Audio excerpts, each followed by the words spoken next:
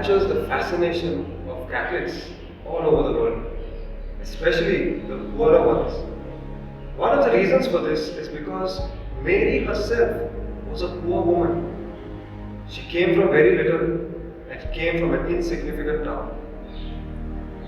In Becky, Mary was equally famous.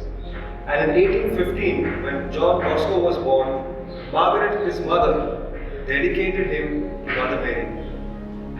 When John entered the seminary and was receiving his cassock, his mother reminded him of this fact.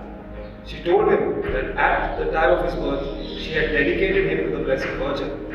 And she urged him now, as he was embarking on his journey to the priesthood, to continue spreading devotion to her and to continue submitting to her intercession.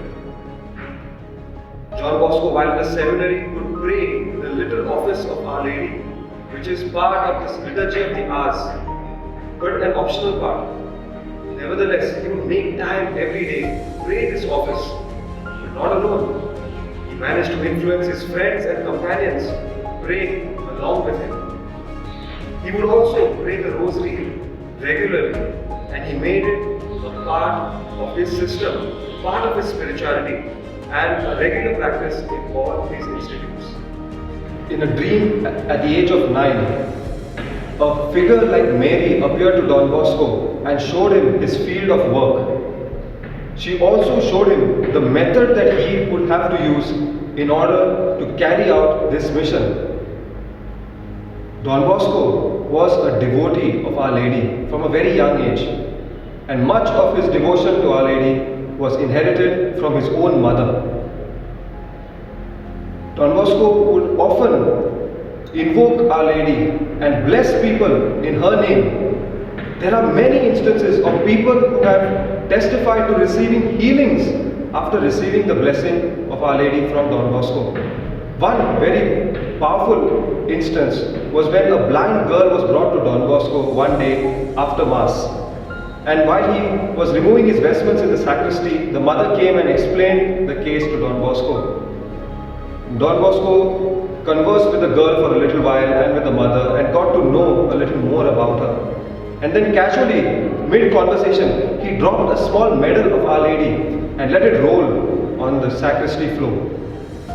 Then he asked the girl to go and retrieve the medal. At this, the mother took offense. She protested to Don Bosco, "How can you ask my girl? Don't you know she's blind? I've just told you. How can she find a small medal?" But Don Bosco told her to just calm down and allow the girl to search for the medal. So the girl was a bit confused at first because on one side she could see her mother getting agitated, and on the other side she saw Don Bosco encouraging her. So she decided to trust in Don Bosco and went around looking for that medal.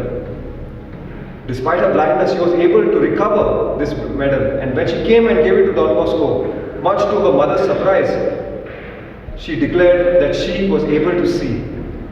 This was a miracle that Our Lady worked at the intercession of Don Bosco. There are so many other cases like this.